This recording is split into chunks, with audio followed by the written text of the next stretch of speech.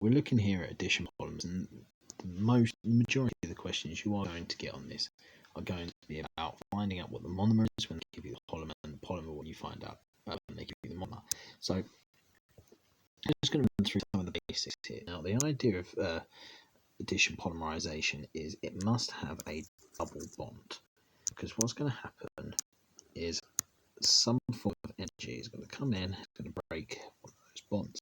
Now, when I break one bond, I free up two, and that's the key bit here.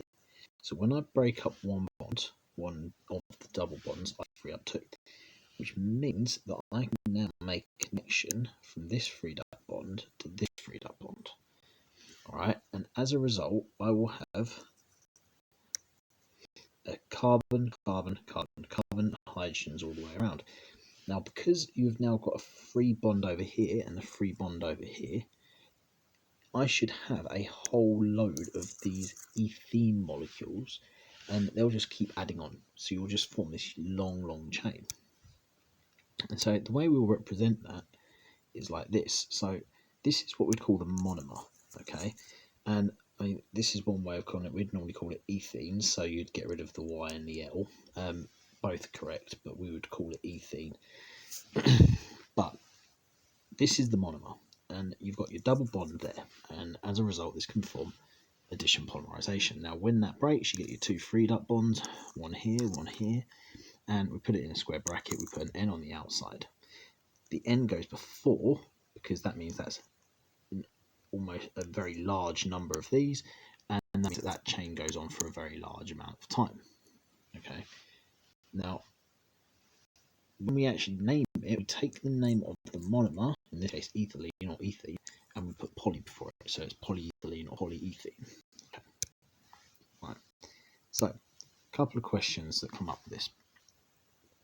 If I get something like this, all right, you've got the double bond here, which means that your polymer is going to have this, and I mean, I'm going to draw a benzene ring because that is a benzene ring, it's just a Cooley structure.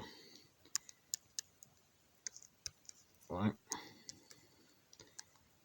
and you're going to have a open bond on either side. Now, when I get another monomer, the general sort of way of doing it is to just keep repeating it. Okay, and this would be how you'd sort of draw it. So this would be two repeating units, one repeating unit, two repeating unit, and you can do another one over here if you wanted to.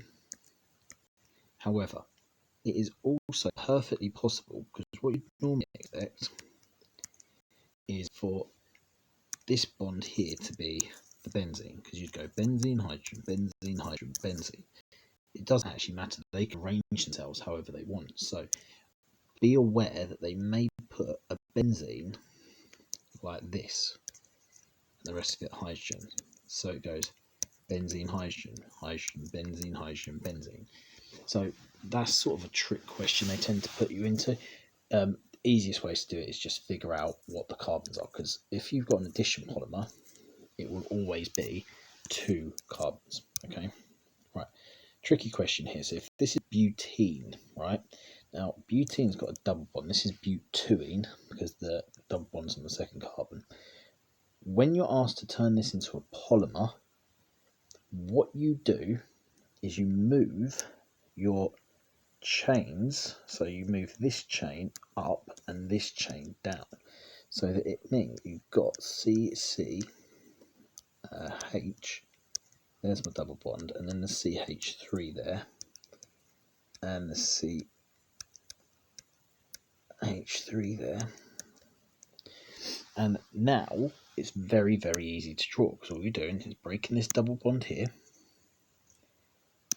and there are my two freed up bonds, 1, 2, and as a result, and that single bond there is now the only bond between those two carbons.